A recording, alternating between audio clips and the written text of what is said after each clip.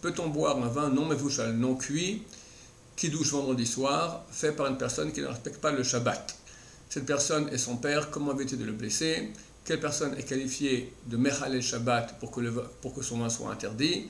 Si la personne se rend à la prière semaine Shabbat, mais transgresse le Shabbat, le vin reste-t-il autorisé? Ok, alors normalement d'après la halakha, quelqu'un qui transgresse le Shabbat en public, il faut que les gens sachent c'est quoi en public, ou devant 10 personnes religieuses, ou que 10 personnes religieuses savent qu'il transgresse le Shabbat, alors cette personne, à certains égards, reçoit le statut de non-juif. Dès lors, si il touche le vin, ce vin n'est plus cachère à la consommation. Plus forte raison s'il le fait. Maintenant, il y a deux problèmes. Un, il y a la consommation du vin. Deux, est-ce qu'on est rendu quitte par le kiddush qu'il fait? Parce que lui, quelque part, il ne fait pas le Shabbat. Alors comment peut-il faire le kiddush pour le Shabbat et nous rendre quitte du kiddush? En ce qui concerne la première question, celle du vin, il y a une combine. Il n'est pas obligatoire de boire le vin du kiddush. C'est juste ribouv mitzvah, c'est pas amour de la mitzvah. Donc, quand ton père te verse le vin pour le kiddush, tu prends le verre, tu le mets sur les lèvres, tu n'avales absolument rien, et tu reposes le verre, c'est tout. Et discrètement, après, tu t'en débarrasses. Donc tu joues la comédie comme si tu bois le vin, comme ça ton père ne sera pas vexé. La vraie question est comment être rendu quitte par le kiddush de ton père. Alors, normalement, tu n'es pas rendu quitte par cela.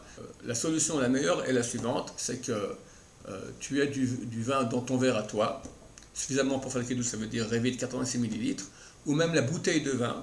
Et pendant que ton père fait le kiddush, toi aussi tu le fais à voix basse sans qu'il s'en rende compte, en regardant la bouteille de vin, en regardant ton verre à toi, et après sans parler tu t'assieds, il te donne ton vin, toi ça va être difficile, tu reçois le vin de ton père, il ne faut pas boire celui-là, il faut boire celui de la bouteille ou celui que tu as dans ton verre. En tout cas, si tu peux t'arranger comme ça, c'est la meilleure combine à faire.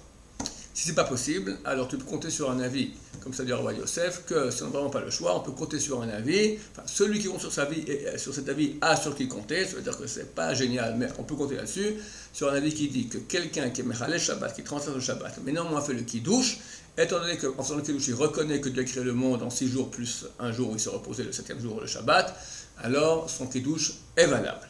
Et le vin aussi n'est pas interdit à la consommation.